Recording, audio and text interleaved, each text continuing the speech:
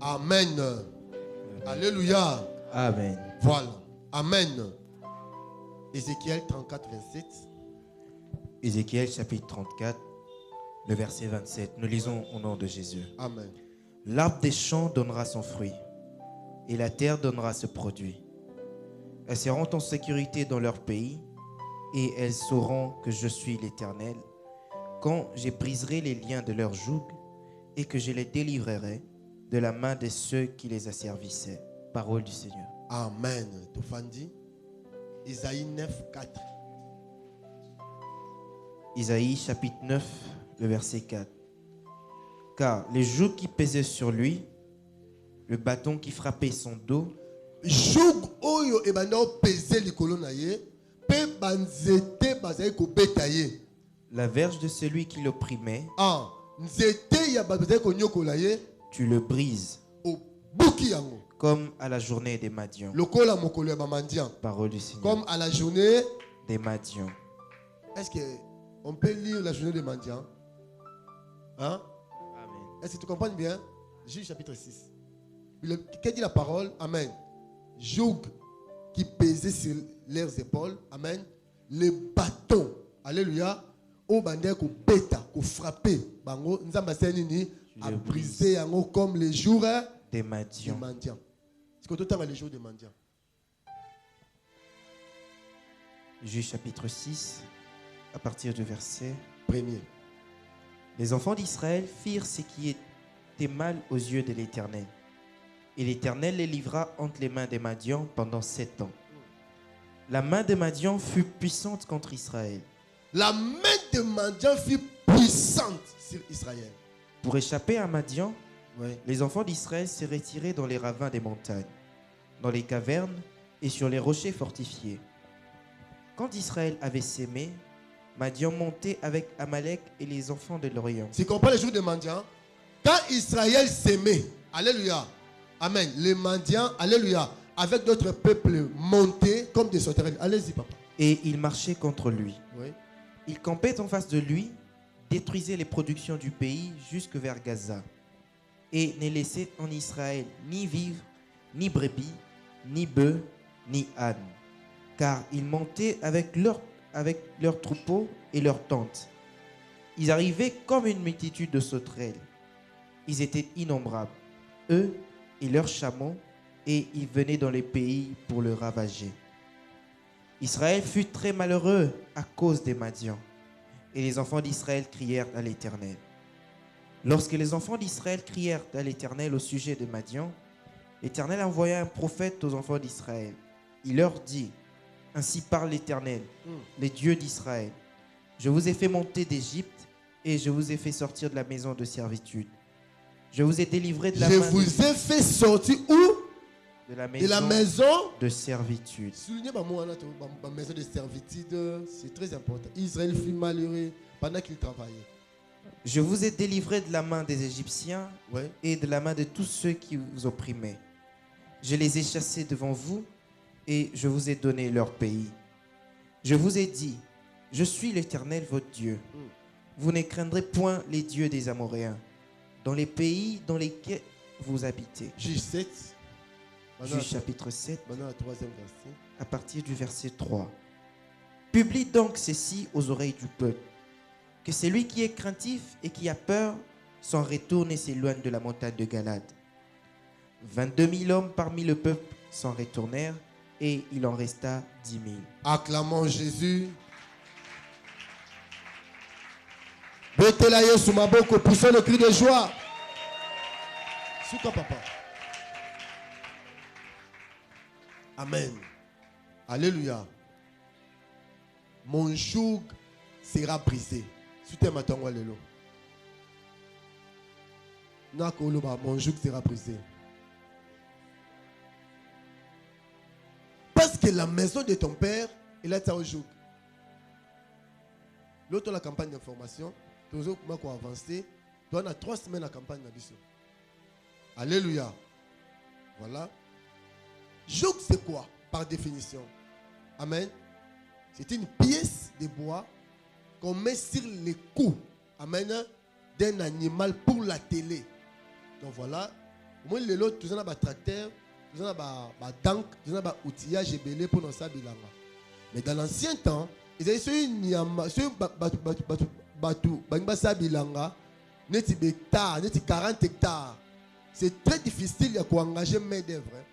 Bah on soit pièce moko ya bois mais ils pas bois mo penza ya kilo makasi. Bah on tcha na kingo ya nyama. Ce nyama au tambola, alléluia. Ils ont un timbola mabele, c'est ça non? Mabele, alléluia. Amen. On labourer mabele, après bah on tcha nini semence. Alléluia. Mais tu comprends que Nyama ou l'animal, par contre, un cheval, par contre, un ngombe, amen. Tant qu'on sa musala wana, ce qui musala est sili. Bon, on nyama, oh, ça qui musala, suis-moi très bien. Bon, tchaï à l'écart. Ce semence se bandio poussé, c'est lui qui a travaillé. Alléluia. Bah, quoi empêcher ngombe wana à côté de la bilanga. Vrai ou faux? Amen. Cependant, c'est lui qui a travaillé. Alléluia. Binonio c'est la production, vous avez quitté. Hein? Vous étiez dans vos occupations. C'était cet animal qui travaillait. Amen. Ce bœuf, ce cheval, c'est celui qui travaillait. Vous tous là, vous la pondu ko la bolia, vous la manio ko bima, vous n'avez rien fait. Alléluia. Celui qui a travaillé, c'est le bœuf. Celui qui a travaillé, c'est le cheval. Amen. Ce moment récolté, bon, un cheval, qui va gagner na singa, bah tu es pembe nyanzete, bah empêcher à sani. Répondez. Na musala on a saki. Acclamons le roi.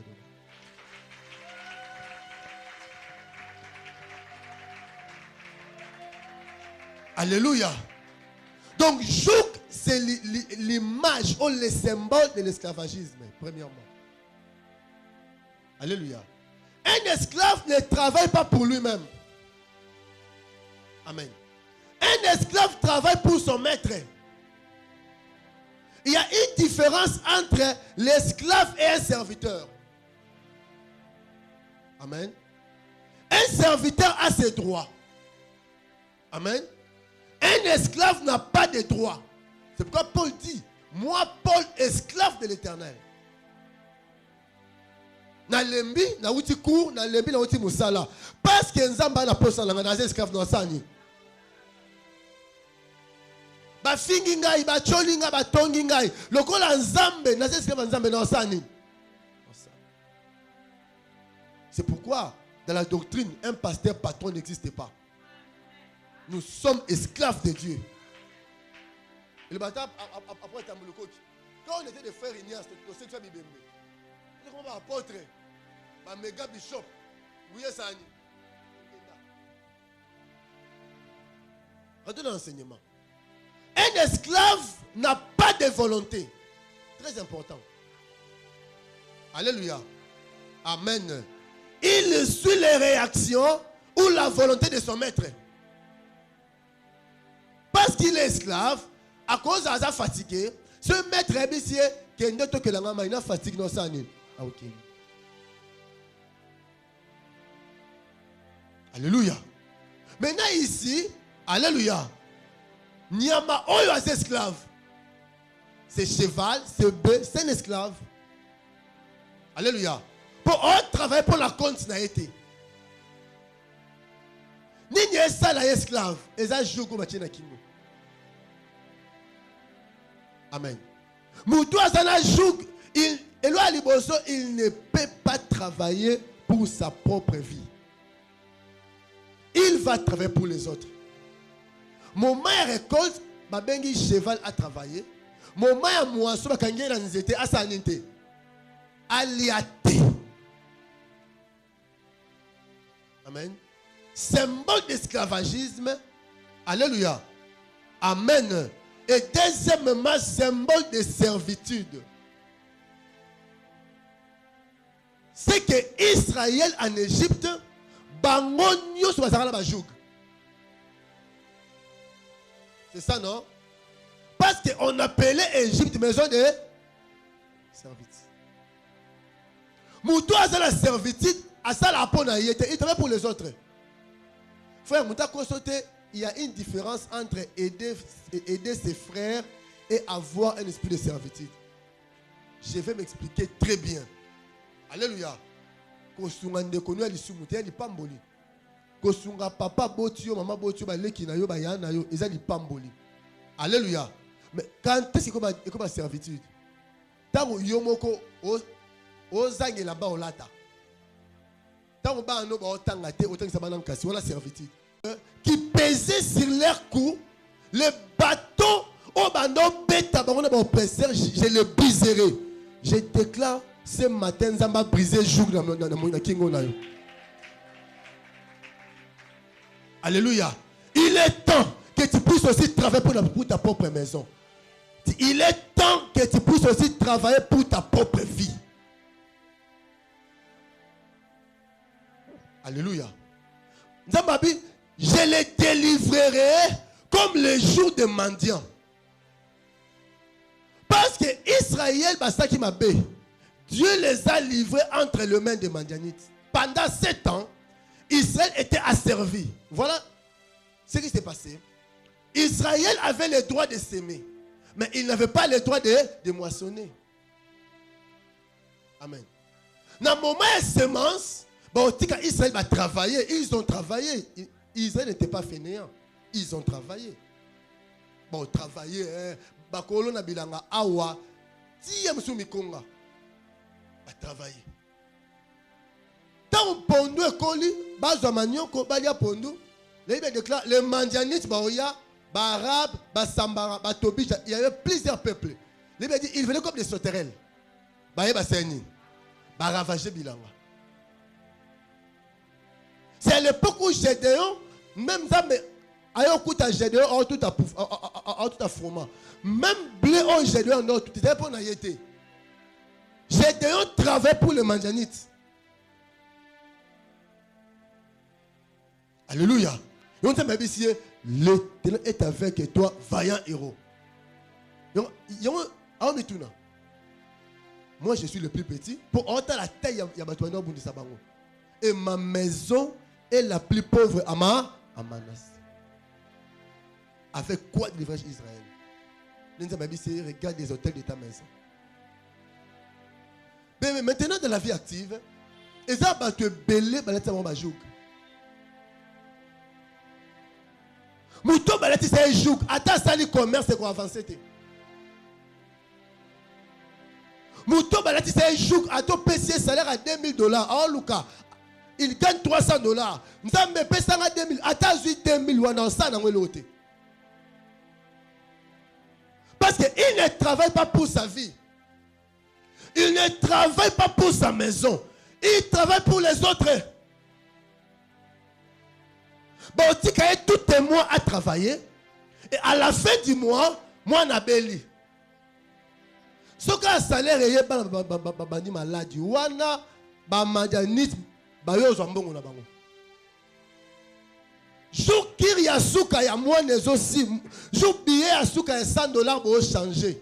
Fièvre pour mon enseigne. Pour mandianite à Saini.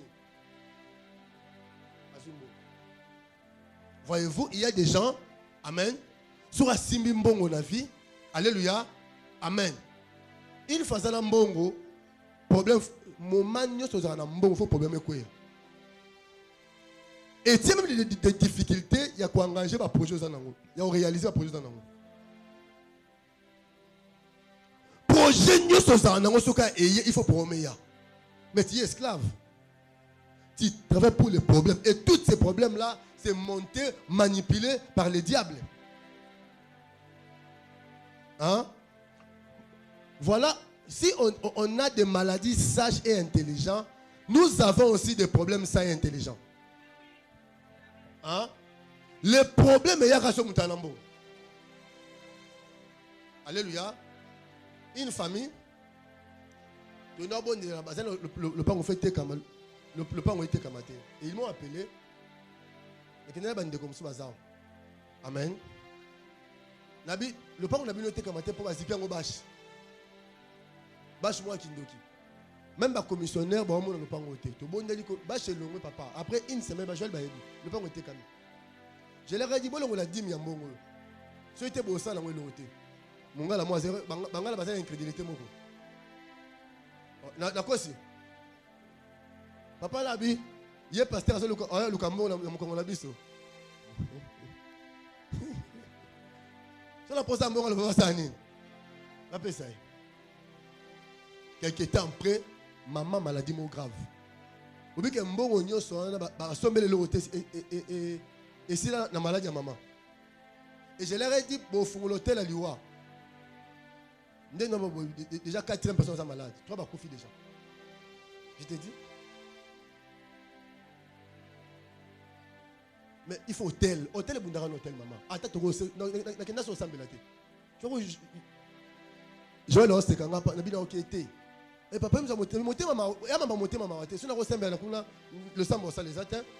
Et hôtel, il faut hôtel et ça ni. Faut pas ça sacrifice. Ça vient de ressemble là. On a maman nzambe. Ndeko, on ne blague pas avec la spiritualité. Na sekaba tout bazar ça rappelle ça mbongo te. Appelle ça 10 nzambe te. Papa Michel na mutu nzambe. Au moins na 10 na yo futa yo. Nga za passer la futa à 10 régulièrement. Alléluia. Pour ma famille autouti et l'état biso ba joug. Si on comprend bien na souka ou comprendre que alléluia, ba joug est dans ma famille. Est-ce que bien comme le Seigneur?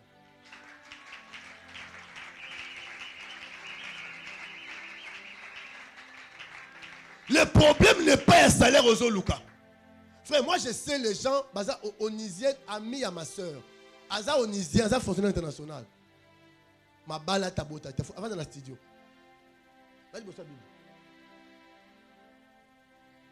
C'est qu'il a un jeep. Tu sais que Moutou a un jeep, il a un pauvre. Tu es d'accord avec moi? Au rose, un jeep, si tu n'as pas de maison, tu es pauvre. Et là, là, Moukoko, tant qu'on a qui a Moutou Kazana Liboso. Bayera Boye Kota. Le pan, on a pas Moutou Kota. Qui ça? Voisin, on a Ateka Noanaï.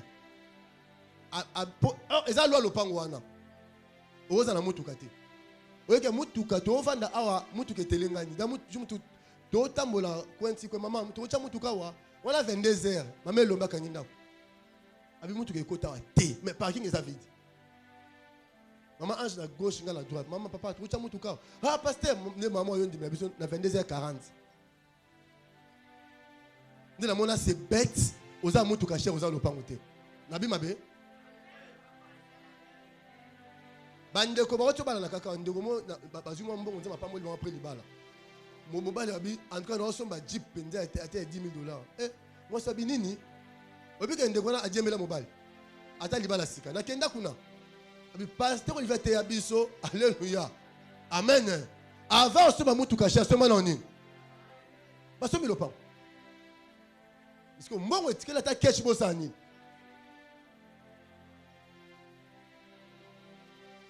C'est lui qui, frère, Moutou, apôtre lui, Azar a atteint 9 voitures. Biso, quand tu vas apôtre, Moutou le monsieur l'auteur. Frère, tu vas errer à batata pour la biso et à malakisi. Un ouais, sa vie est à la lecture, en bien ou en mal.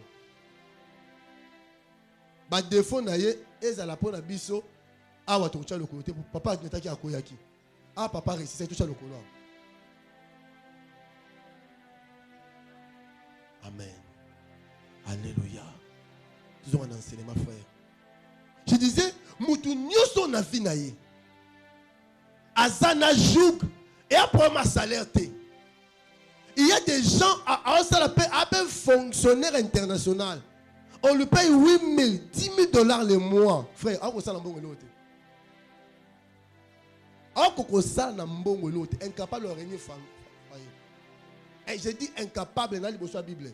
Incapable de réunir moi sinaba nanaye. Incapable. Pourquoi la maison de mon père? Maman n'a pas de pasteur Olivier. Je vois ma mère. Ce bouteau coquille. Nalala na bouteau. Nazo lota. Ngaïna maman na ngaï moi sina mobali. Déjà ngana mama tozanda kumoko na moi boye moyena cha mwasi na ndaku. Malgré 10 000 mongo zwa na yo, basi zwa na ojip somba. Mais tu ne seras pas organisé dans la vie. Tu ne vivre pas kufa. Oui, maman on attend kufi, ne vit à mon malheur comme bon. Tala mutasimba $8,000 le mois de siko avec quand même qu'on a 3 chambres salon.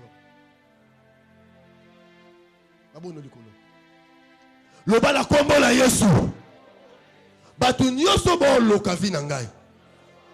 O balingi bolamu na ngate. Bazana 2 choses devant eux. Il n'y a pas troisième chose. La repentance ou la mort. So ba bongo limité matelelo. Ba kufa au nom de Jésus. Pona ko bonga na ngai. Si fo mboka bo me kufa, mboka ko kufa ngala ko bonga. Pona za onzamba lobi nazali. Acclamons Jésus le roi des rois. Et ça la melo bongo frère. Si fo banzete kweye ko kweya. S'il faut Jourdain Kabwana, Jourdain Kokabwana. S'il faut main rouge Kabwana, main rouge Kabwana. Et toi tu passeras. Frère, je t'annonce une bonne nouvelle. Oh, ils attendent. Na koyeba 3 fois c'est ma saison. Acclamons Jésus. Moutouassa n'a joug frère. Son problème ce n'est pas le fonds de commerce. Son problème, c'est la pièce de bois qu'on a mis sur son cou pour la télé. Cette pièce où il y a bois et l'ongoué, moutoua comme libre. Qui me comprend, papa? So ba chao pièce y a bois, alléluia. Amen. Jouga. Tout dans la pièce y a bois na kingo. Sachez-le bien, tu vas travailler pour les autres. On a que Moussa na ville chaque jour. On a chaque jour au fond de la dépôt, pharmacie, boutique. Sachez-le bien que tu travailles pour les autres. Au sapon à yoté, au bénéficier t'es dans Moussa au sal. Amen. Et ça le chômage mot déguisé. Dans ça on ne voit pas l'impact à Moussa au Zoloba. Dans sa femme d'affaires, on ne voit pas l'impact à l'affaire. Alléluia. C'est parce que spirituellement, bah t'achètes au bois moko. Tu ne peux pas travailler pour toi-même. Est-ce que tu connais le papa paye? Hein? Tu sais si tu as un mari, ce cas là mbongo s'éloigner na yo. Hein? À combien d'enfants prodigue? A olia mbongo na ye na ambiance, ce cas mbongo esili, chérie, j'étais maison. Nesta yoka makambo ata la Gabon, ata mba musa. Te nabi ata nesta yoka ata la Gabon, ata la Nigeria. Mon bali wano zomona bacha ejoug. Alléluia. Moi si passe dans la joug, so me coupe la bongo. Et là liboso, on doit délivrer l'homme. So ka zumbongo aya kalango na foyer pour le projet foyer. Autre chose, moi si on bacha ejoug à quoi bénéficier na faveur à mobilité. Mukolo bela ozana yewana opese bakisi.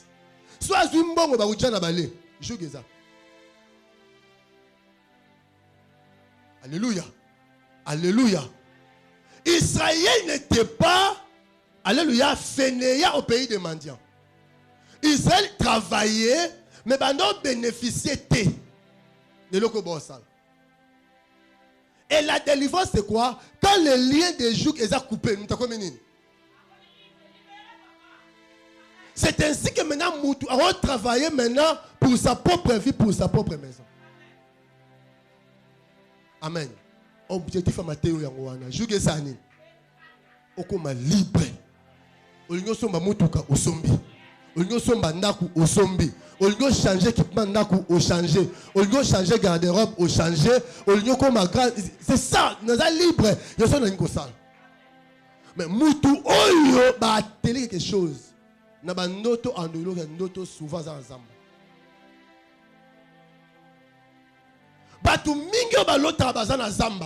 C'est difficile physiquement pour toi impacter pour émerger. Parce que physiquement, on est dans la cité, mais spirituellement, tu es dans la forêt. Et si tu es dans la zamba, c'est très très dangereux. Moutabo et la vie à cause se retrouver. Amen. Parce que Bachaka Niyama, alléluia, Joug Nawa Naza, Oteka Omona Baklia Baosombate. Osala Ovi impact à Moussalate. Alléluia.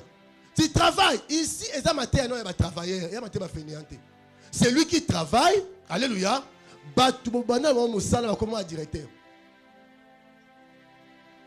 Comment un directeur? Regarde bien. Quelle position il y a Batubobana Moussaloza? Batubobana que Gambela, Zigida, Oso Mabiloko, Loba Koma, Guangzhou, Momo qui est Dubaï.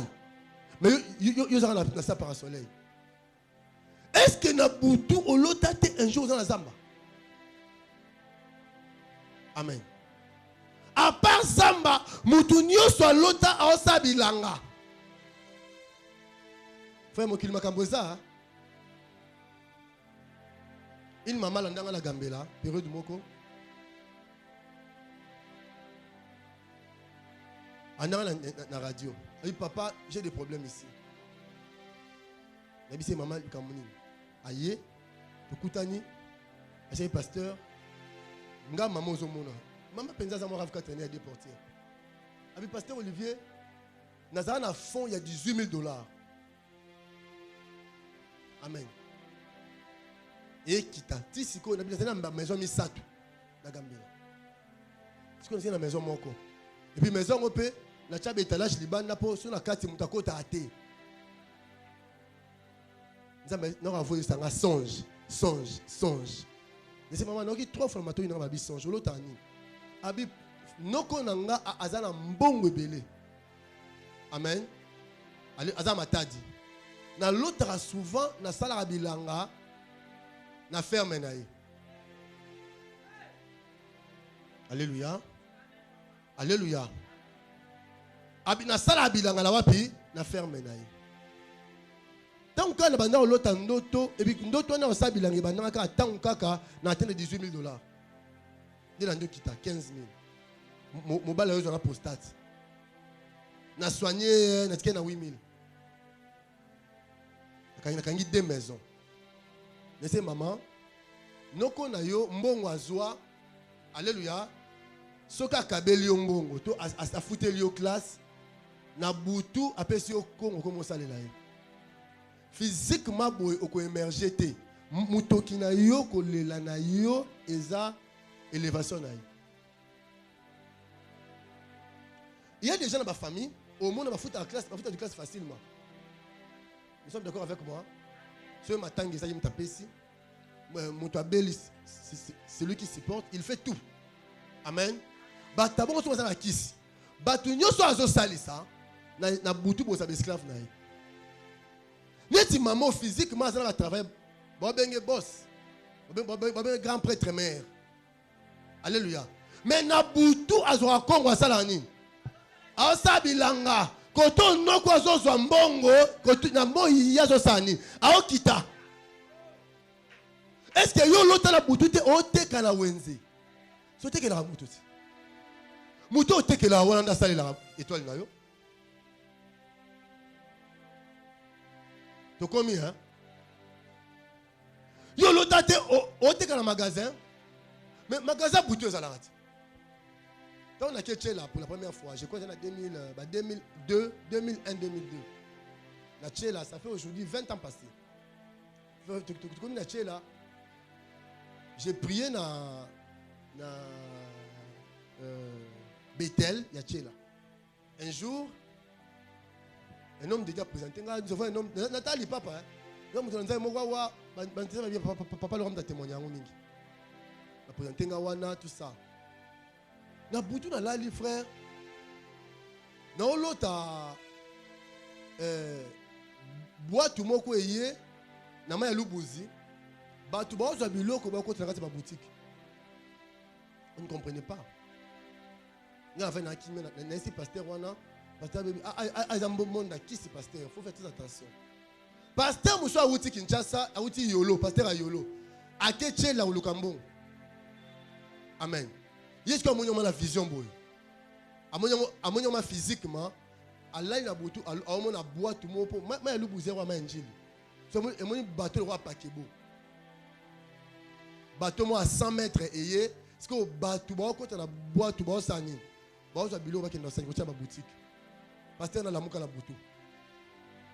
Au nom de Jésus. Mon Dieu tout ma bateau, frère. Banzo yelanda pasteur wana. Ezo biso pasteur tika mutakala. Je vous dis na liboso cher. Na kufie ayemba agaga na kimbala na kikongo zemu kongo. Ba pasteur ba ye wala bakangi ke na permanence. Prière nzamba ndio pamela ye. Nzamba bi na yebisa ki o makambo te po osani. Olu osambele. Na seki po otala million de senini. Ça. Ba magasin mingi ozomona wa. Alléluia.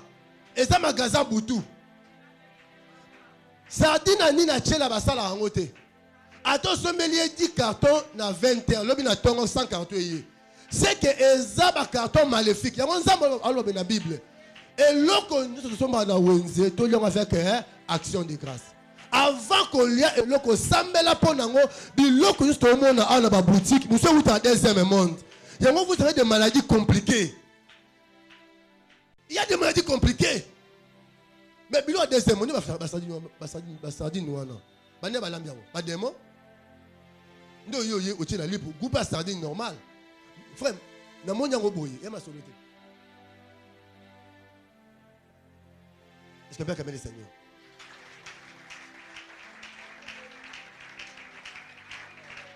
Alléluia. Totouni est pasteur. Maintenant, banani bandom me mabiloko wana na maelu buziti na ba batu bandeko bakenda chila baby maelu buziti tout près à ville. Bané ba me mabiloko na maelu buziti. Abi pasteur. Batango baza bilongité. Neto moni ki za batu basani ni bakufa. Donc son famille nanga na les petits frères.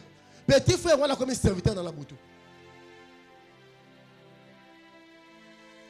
Est-ce que vous comprenez pourquoi batu mbongo ba lia batu na famille? Pourquoi comme batu comme banane? Et ça misa musoko sala ndeko mo to ebi na lemba. Ye ali aka ba chauffeur de bon. Chaque année matin les agents chauffeur de bon. Écoute là, ni nga na bi chauffeur mo frère Rigen aza frère Rigen. Ayete. Frère Rigen a kenda sa kuna. Salaire de $50 frère Rigen coin akimi. Oui, salaire de $50. Oui, nous avons un chauffeur. Akimi. Banga babisi. Nge you lave. Awa sokoti. Oui, non, le coste. Ce raté bon, Ezoanan. Bon, parce qu'on a serviteur le jour, on veut aussi te rendre serviteur la nuit. Ne papa le qui wa sanga na mbongo ateka be étoile ya famille batu nyonso na famille bolota bo teka na butu bolota oza na boutique oteka na boutique à butu. Bon dis-moi tu travailles déjà la nuit, est-ce que tu peux travailler les jours? Il faut délivrances à la lien juge sanini et katana pièce ya bois est tombé yo sanini on s'est libéré.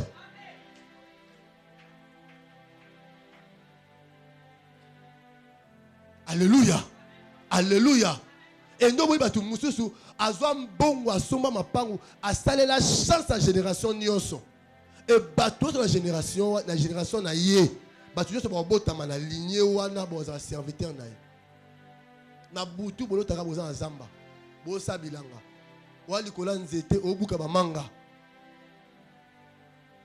Amen. Alléluia. Wana wenze oteka. Amen. Exemple, aux serveurs dans un restaurant.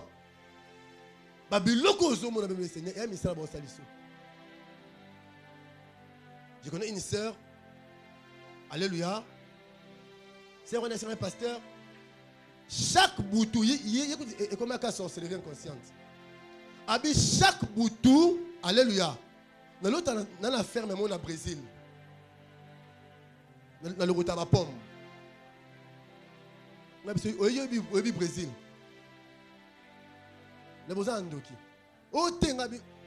Et là, par quel moyen elle était sincère. Hein? Et papa, ceux qui nous ont longo lango. Délivrance, c'est salama. Alléluia. Tout ça, c'est délivrance approfondie, très approfondie. Même si Kobi Kano Zayo Zangate. Nga na sali jeune, peut sala jeune. Tu as délivrance de 9h à 16h. Alléluia. Abi pasteur, si on a le côté ba pom moi na tongo pona la muka. Zoto pasi. Abi na roba de rote banda ati yolo. Non tela basaki. Na tongi. Na saki na tongi. Banda ba balala 22h. Ti na la muka 4h. Na sala ka musala. Omoni azaki be ezaki jouk et là on y a sur la spiritualité, surtout dans la sorcellerie africaine. Son négligeant et comme la sorcellerie inconsciente. Même Marie de Nyomona. Un kib ya kindo ki pesa laka.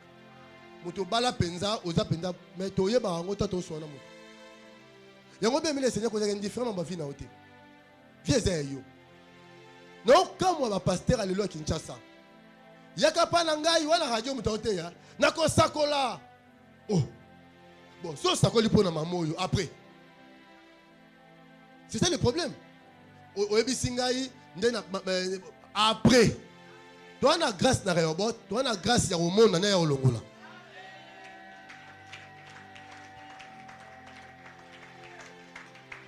Maman Shaki Andulu. Ah voilà elle est là devant. Maman ozomono liboso na ngao. Alléluia. Ba pesi un message. Il y a solo père, le colonel ça n'est pas si mais prophète m'a coûté na wenze. Ndeza wana le colonel passe, attends le copain passe. Ba tu mis maman ba tu combien mis ça toi. Mis ça, est-ce que ma côté moi, c'est témoigner place. Alléluia. Amen. Mais tous ces prophètes là voyez. Mais grâce à Olongo le Seigneur. Ailleurs en église, ça fait 2 dimanches. Na nom bonde na bi ezana ndeko moko. Et ça, tout le monde a délivré maintenant la maladie ya makolo. Maman, loba, maladie.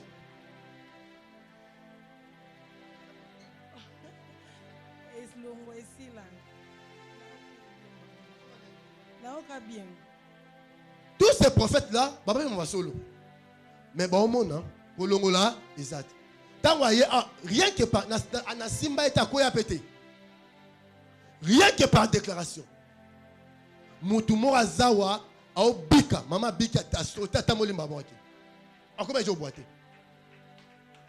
biso na robota wa grâce na biso eza to mona akate to mona pe to sala nini to longolaka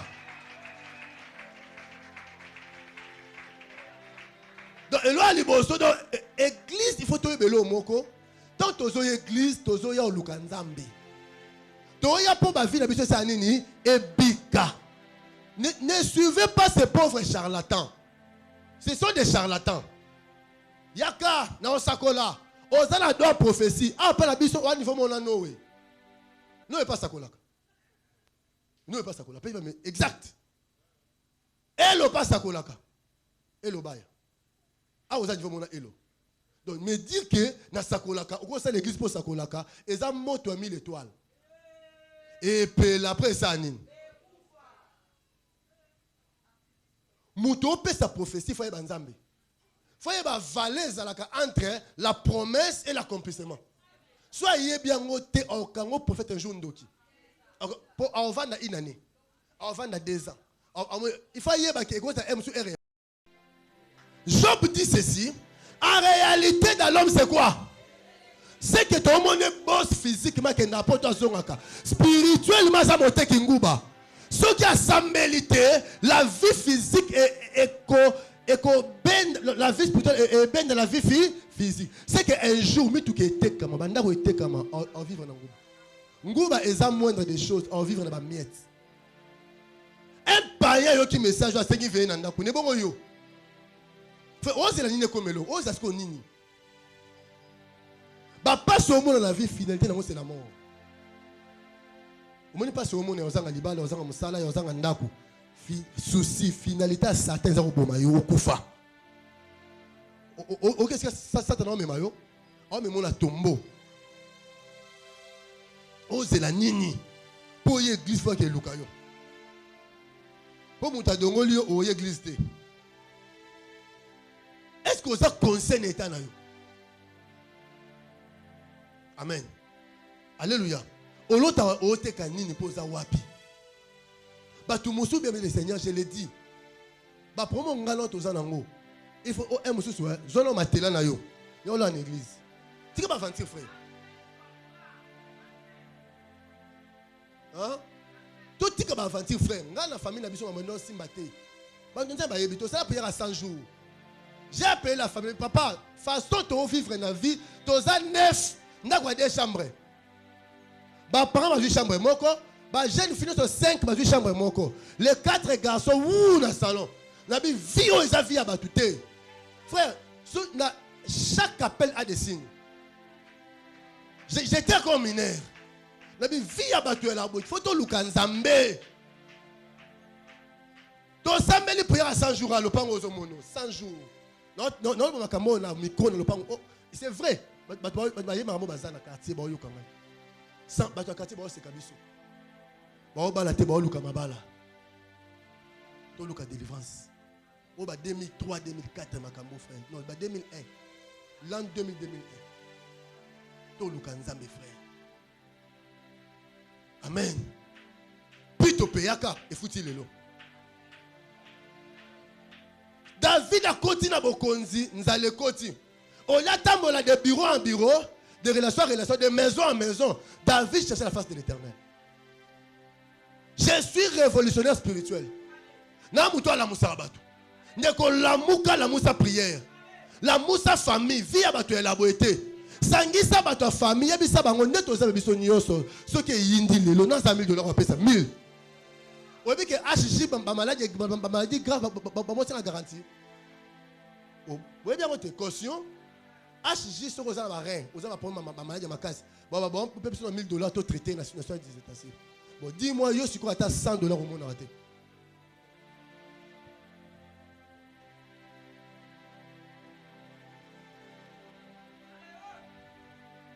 En ces jours-là, les fardeaux qui pesaient sur ses épaules tombera. Alléluia. Le joug, alléluia, qui pèserait au-dessus de son cou tombera. Et j'ai délivré mon peuple. Comme le joug de mendiant. Nous avons déclaré l'élo, joug de sa pauvreté. Et quoi il y a la combo na Yesu. Non, j'ai dit ceci, joug il y a pauvreté. Et quoi il y a l'élo la combo na Yesu. Toi tu n'es pas pauvre. La Bible déclare, de riche qu'il était, il s'est fait pauvre pour nous enrichir. Oh, ça riche à l'oba, yeah. Alors je crois la parole. Aganga gloire au Seigneur. Quand nous avons joug des autres na combo na Yesu. Jugo famille no chayo jugo bachana kombo na yo ya tabu matesu ba pesa o mampasi kombo mabelongo la kombo na Yesu. Il est temps de vivre la splendeur, de vivre la gloire de la seconde maison. Alléluia. C'est pourquoi frère Yesu ala tara jugo pour biso na jugte. Ah. Ba tara Yesu jugo na kingo. Pour jugo pa no sanine. Elongwa. Oh. Yesu même ça qui est ni. Esclave soit tché jouk ba chaka ni. Bois. Ba tché bois, si ko songe na mabele alléluia. Et balola nini. Mabele. Pour seulement c'est ça nini et bota. Yango Jésus quoi même ça ka rappelle jouk. Ah. Tango même quoi otambola. Alléluia. Mabele ça nini. Et pour yo cha semence au bukolia. Non, ça qu'on a vu na yo. Au semer cette année, au moissonner cette année. Provisoire 2021, au lien on a 2021. Et comme à 2022, t'es dans Biboye. La promesse en Zambé ya yo, au vivre en haut, avant le 31 décembre, yo za aigle. Aigle ali abilo la laté. Aigle ali abilo ko eza fraîche. Alléluia. Nourriture eza fraîche. Je déclare sur quelqu'un. Makambo nzamba be ya no frère ata le 25 décembre na 14 nzamba opambolo cette année elekelo boité non le bela mutu azawa non le bela batu 500 bazawa cette année elekelo boité Parce que Yesu a l'attaque joug. Tant que tambola, quoi ils ont balula mabele. Frère, partout on s'aime. Le quoi mabele et balola pona yo. C'est mas no sortia partout et bota. Ato kia fruit d'ici. Mboko babi pas César yo au régner kuna. Atoke na Rwanda, atoke na Portugal, oke na États-Unis, et ça mabele, yebi ça mabele, lo mabele, yesu abalola ka opo na ngai, potanga na ocha semence e bota na sanini, nalia.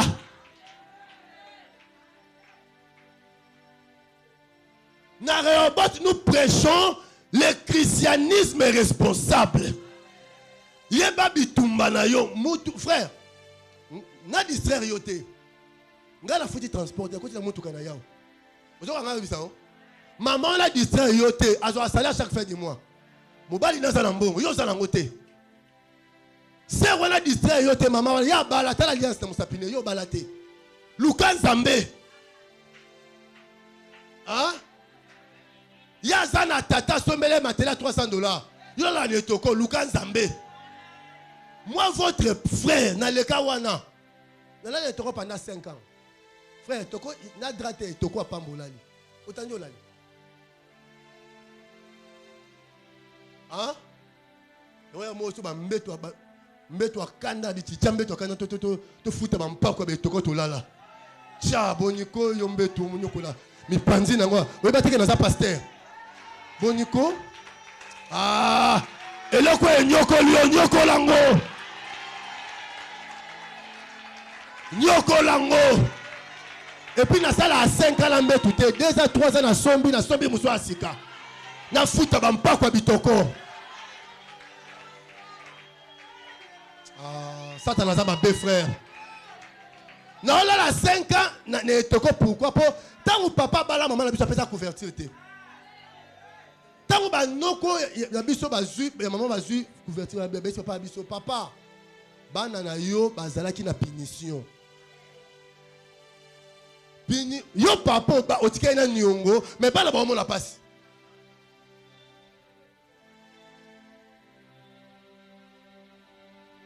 Frère Koba la prestige te. Hein? So omoni makoki ezate e ya nango. Futa d'autres nyoso. Hein? Kotika nyongo te $100 to louer salle. C'est mal réfléchi frère. $100 otika nango les boulevard. Ba okota ba nobima. Ba lo bango la gentil hein. Te li kambuté. Maman tiens combien de minutes? 5 minutes. Maman est habitée. Ah? Elle 5 minutes.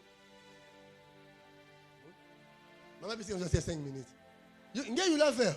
Tu as 14 heures. Alors, matin est lundi. Alléluia. Amen. Frère, vie n'a pas fait changer. Parce que mon en 2015, ben en 2021, c'est ça, onction n'a pas fait lelo. Il est écrit l'onction brise le joug. Frère, joug fait quoi? Il fait pas colami.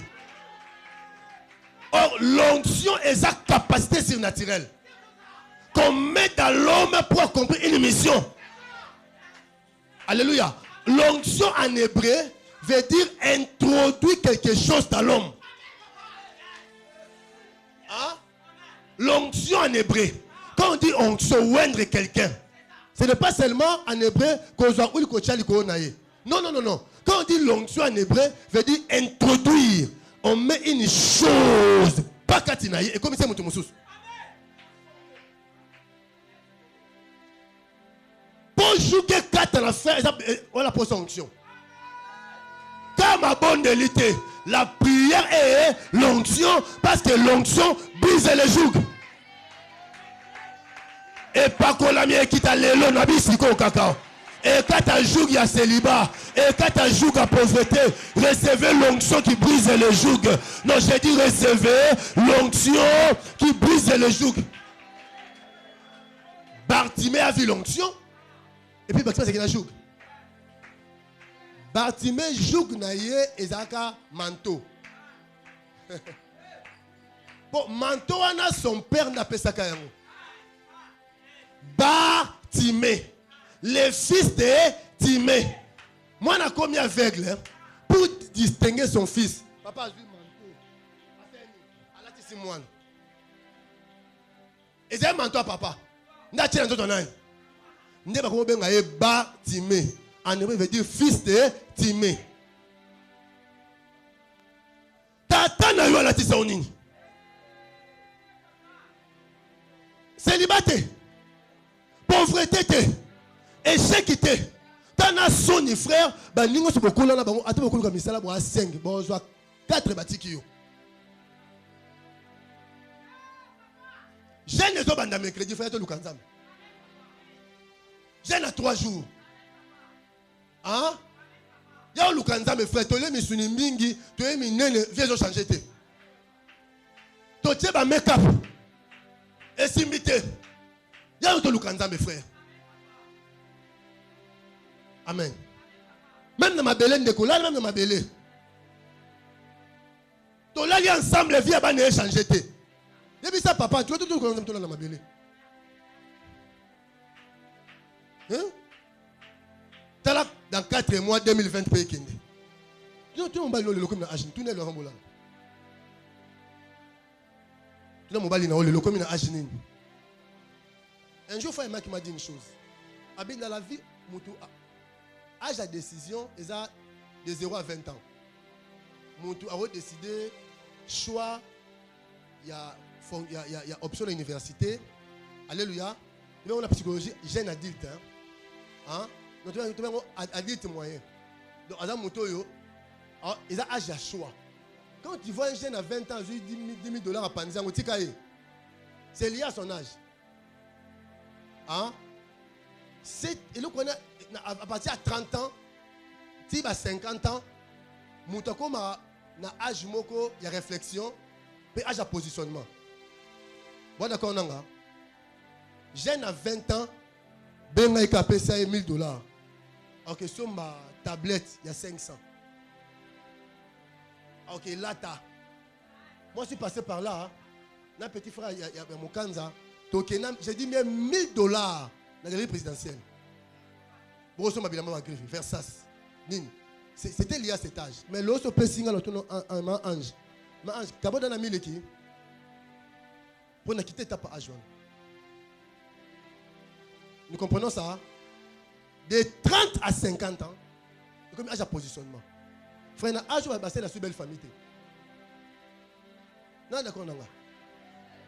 Comme âge, alléluia, au moins le cas positionnement. Dans âge où on a terrain ça là. Ata wapi terrain ça ni.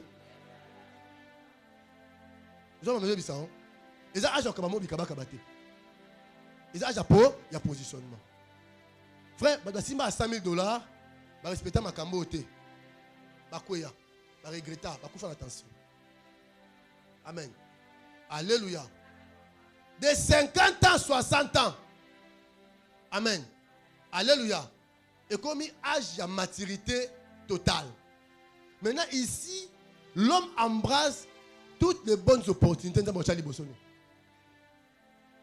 C'est plus l'âge de réfléchir. Hein? Aussi, qui cité, hein? Hein? Mais celui qui non, occasion comme ministre, ils ont appelé comment? Oui, comment chasse à souka la vie? Est-ce que vous avez que le gouvernement a dit que 59 ans, nous sommes là. 59 ans, et bien armé. 59 ans, nous sommes dans l'état au long, nous sommes frère. Dis-moi, ça c'est quoi âge non moins 59 ans, tu as combien? Il y a service. Yo, au côté il y a $200. Tu ne sais pas ce côté tu te fais esclave.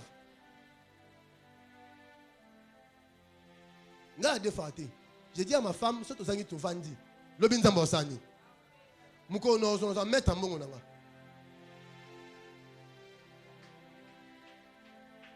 Bartimée, fils de Timée, a vu Jouk à Tchémoua la Kingo, manteau. Alléluia. Mais il y a bien Bartimée. On est enfant de l'Anzela. Et bien un jour l'homme du chemin passera.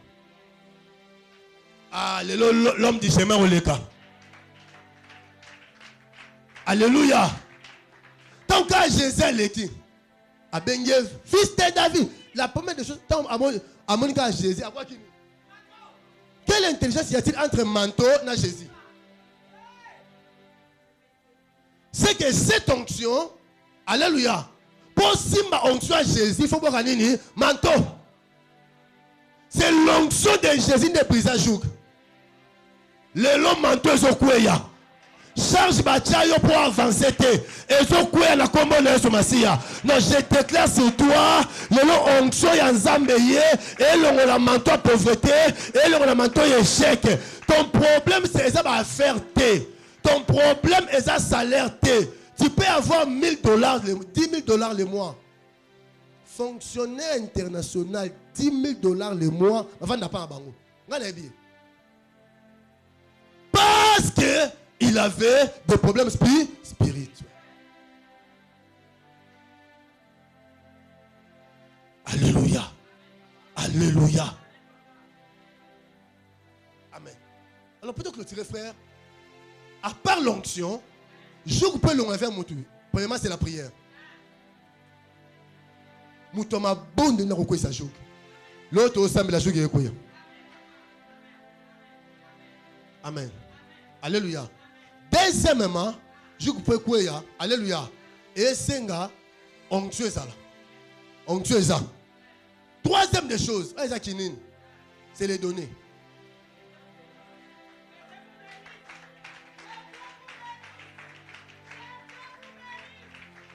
C'est lui qui ne donne pas à Dieu, il prépare les lits de sa pauvreté. Vous comprenez? Moi, je ne comprends pas. Mon juste salaire à PC dimité, ma bi, la somme est provision. La somme est lamba. Ça, ce sont tes dépenses à toi. Et pour Dieu, dans la vie, les besoins sont multiples. Hein? Possibilités sont limitées. Il y a un principe à vie. Même chef de l'État dans un an. Il y a aussi des fois, il promet. Hein? Oh. Quand il y a un mois prochain. C'est qu'il y a une minute où il y a une solution. Amen. A toi comme député, a toi comme sénateur, a toi comme mandataire ministre, hein? Alléluia, bah besoin et ici la terre. Au contraire, au fur et à mesure, alléluia, bah fonction ils ont mata besoin de payer ça. Moutou a payé ça à dimité à préparer un lit à pauvreté. Joug na kingone sanin. Et l'on va tes frères. Hein? Ma frère, je vais dire ça. Papa, c'est bon de la pour la famille wana au pesa un message. Soit pesa 10 mal au pas monter aussi là. Nabi non que ça me la té. Basa on zamba saini. Ba aussi la frère, je vous dis monsieur okufa. Si annonce. Ba aussi là. Je suis un cursus. Hein? Un messager. Un cursus, au moins une formation. Un cursus, c'est un messager du roi. Amen. Il doit publier fidèlement ce que le roi a dit. Authenticité, un message, et ça sonne signature Yanan. Roi. Il ne peut rien ajouter ni retrancher. So yo qui roi. So yo qui était dans la Bible déclare. So besoin en moka. Prophète so déjà lobby. So koufi makila dans la mutuna yo. On n'a pas de miracle à faire. Dans chaque chose, il y a la part de Dieu, la part de l'homme. Ton révisé Bible pour la yoté. Tu ne payes pas tes dîmes, tu seras pauvre. Hein? Quel que soit ton salaire. Hein? Yo kate mutu pa qui peuple ça bien c'est papa qui nous ya souté.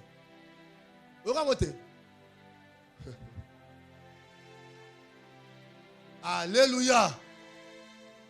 Mouto boane bureau. Chef de Moussala. Alléluia. Ozo banganga. Il met la spiritualité dans misanaï. Toi tu travailles sa spiritualité. La moutou n'a pas choisi salaire. Au cours de la bonne bonbon dans le supermarché. Mais ça m'a bêté. So kebité. N'est-ce que moi on vend. Na classe au temps ils a passé. Mais moi, je suis pasteur. Avec l'onction, je paye ma dîme. Na comprena ngote. Banal le on appelle si dîme. Tu comprends l'explication? Tu comprends ça nzambe. Moi, comment moi dîme la Bible? Comment une grande église comme ça et vivre à 15 dîmes?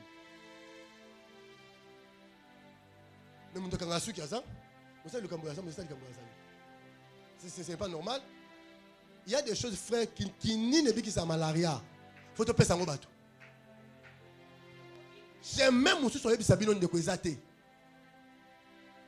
Papa, j'ai fait au monde, nous sommes les hommes de Dieu. Chaque mois, il paye sa dîme, mais c'est un homme de Dieu. Hein? Yo so je dis au gros luka bande ko wana. O bia dîme no so wapi. So qui passe inde pasteur, pasteur. Pasteur mutomba lo ba boy, mutape sa ko dîme te andima ministère na ote. Tu vas pas ko la mafuta. Tu vas pas la mafuta, oui, c'est ça. Hein? Dîme no pesa ngo wapi. Wa sambe na robot. Après a dîme hier, dîme ne ça pasteur wa mabe. Le banganza mabenga ngate. Pesa yo monde. Bonga eza bongo frère, bonga eza la vie ou la mort. Non, ma belle vers âme na yo mutu mutali dit moi na frère et comme les poisons. So linga ke pesa yi. O lukangai. Na o ya pété ni pesa moi. Ba quatre ba déjà, joyeux. Papa qui a bien enquêté. Pas tout on nzamba seni. Bino bote ki le pan nzamba bolongo la dîme. Ata ba opesa ngate boke tele kimso sani. Est-ce que utamuta ka dîme pesa sambe pasteur luka ngana luka mbongo. Frère. Ngaza nzambe.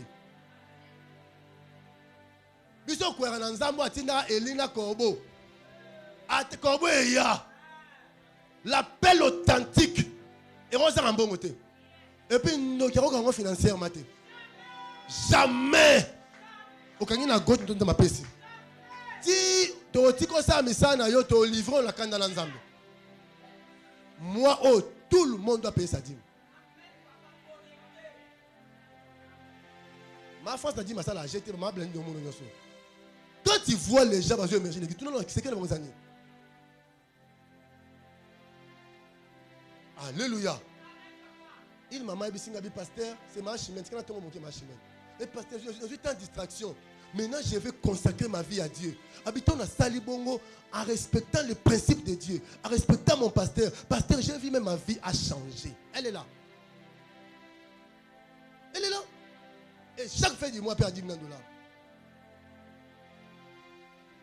On peut bien jouer, blaguer avec la doctrine. Elle est comme ça. Le roi, maman, a écouté dans la communauté. Pasteur, m'a roté à cause de maman Nadim. Bien Nadim. Maman Nadim, c'est un montant ma belle. Pasteur, on a ma belle pour la biso. Nous avons dit, on a ça yo. Nous avons dit, est-ce que ma bonne, on manque de c'est bien. Amen. Moutou azo pe sa dîme te joug na moutou na kimone sani. Observez la vie de tes enfants. Observez la vie de ta femme, observez la vie de ton mari. Soka bozumbongo ba dépasse inutile yé. Moi je sais nini eke. Je l'ai délivré comme les jours de mendiant. Le mendiant travaillait, mais sur la à moi, je me suis passé nini. Quand le joug est tombé, maintenant, la personne peut accepter. Nandimi jouge kwei. Nanyandimi jouge kwei. Nanyandimi jouge kwei. Nanyandimi jouge kwei. Ah, soyez les bienvenus dans le monde de grand. Na longolio, il y aura professeur Vinao. Nous avons connecté l'église dans la grandeur. Bon, on a un message dans ma pesibino. Vino le monde dans ma angeli.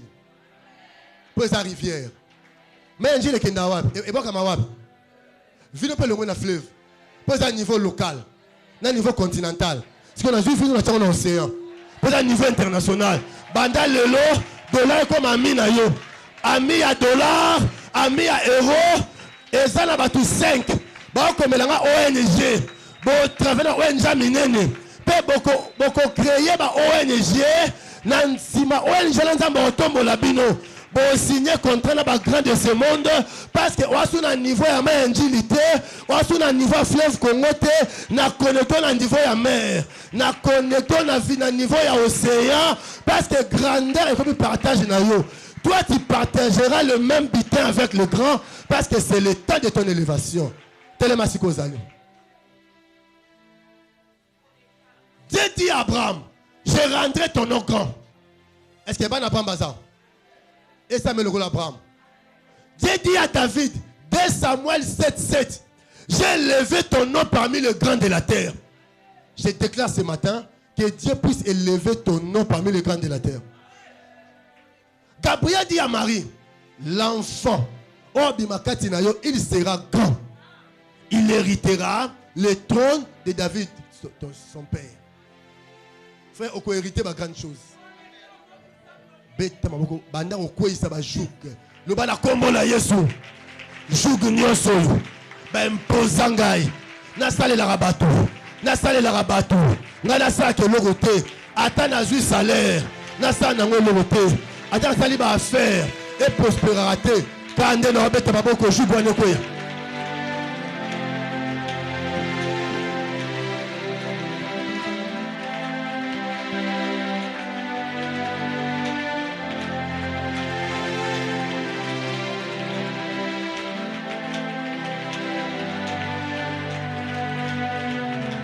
Maboko bien-aimé.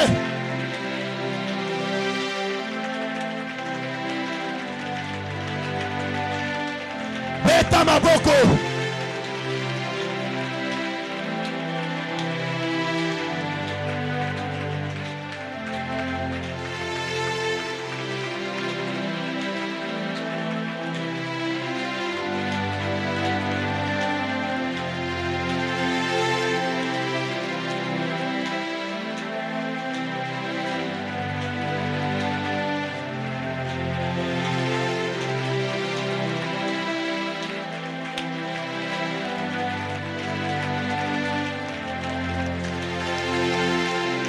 Beta maboko, joue le roi à la prière.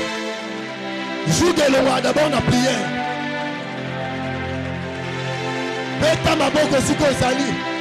Quoi ça joue balati dans la famille. Joue la pauvreté.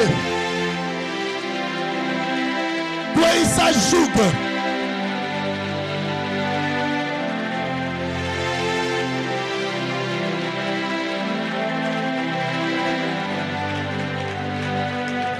Beta maboko.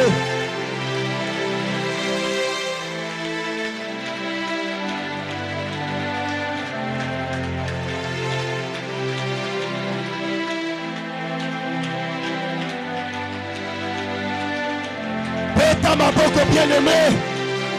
La zone de là. Jougno sa malade. Ekweya. Jougno sa bachangai. La pauvreté. La katiamo. Les liens de joug et ça l'a brisé et kouéa est tombé physiquement et tombé spirituellement. Beta maboko.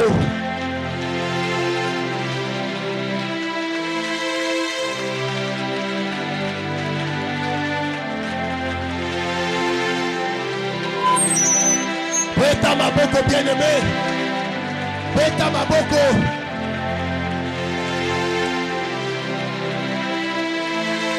Quoi ça joue? Oh bah là tu sais on a vu.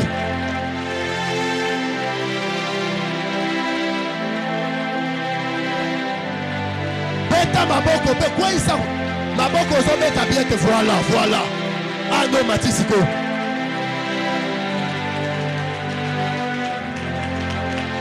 Quoi ça joue Machayo? À tous travailler. Au monde a impact à travailler.